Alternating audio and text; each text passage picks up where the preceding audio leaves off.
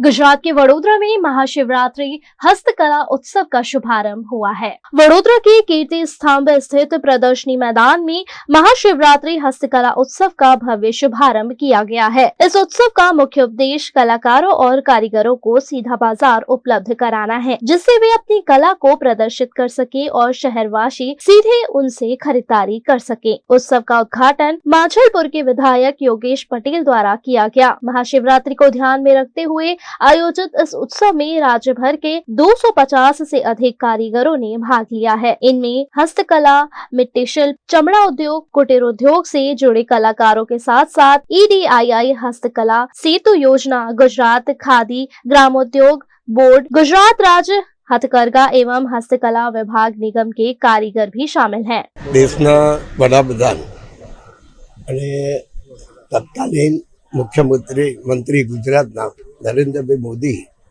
જ્યારે ગુજરાતનું સુકાન સંભાળ્યું ત્યારે નાના માણસને એ કોઈ ઉદ્યોગ હોય, નાનો ઉદ્યોગ હોય, આ બધાને રોજીરોટી મળે, એમનો ધંધો વધારે વિકસે એવી હસ્તકલાની જે બી વસ્તુઓ હતી એને રાજ્યમાં તેમજ દેશમાં અલગ અલગ ઠેકાને આવા બેડા યોજીને એ લોકોની રોજી પૂરી પડે એ માટે જે પ્રયત્ન કર્યા તે સફળ થયા। આજે તમે જુઓ છો કે સરકારનું ઇન્ડેક્સ ડિપાર્ટમેન્ટ છે એ દર વર્ષે અનેક આવા ઉત્સવો ઉજવે છે।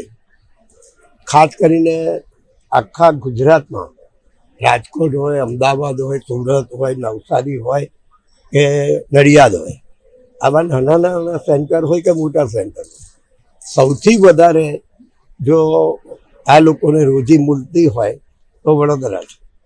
ગઈ વખતે પણ વડોદરામાં 5.5 કરોડ જેટલો એ લોકોને બકરો થયેલો।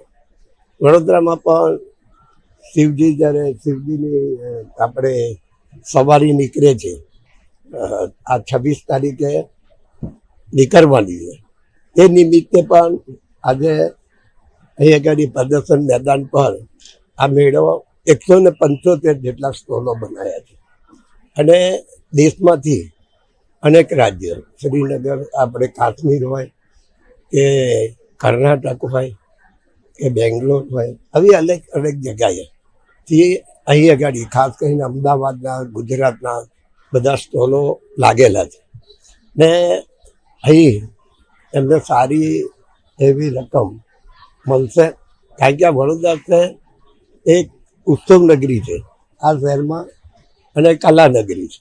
અહીં જે પણ સ્ટોલો જે બી વિવિધ પ્રકારના સ્ટોલો લાગ્યા છે એનું ખૂબ વેચાણ થાય એવી ભગવાન શિવજીને પ્રાર્થના કરું।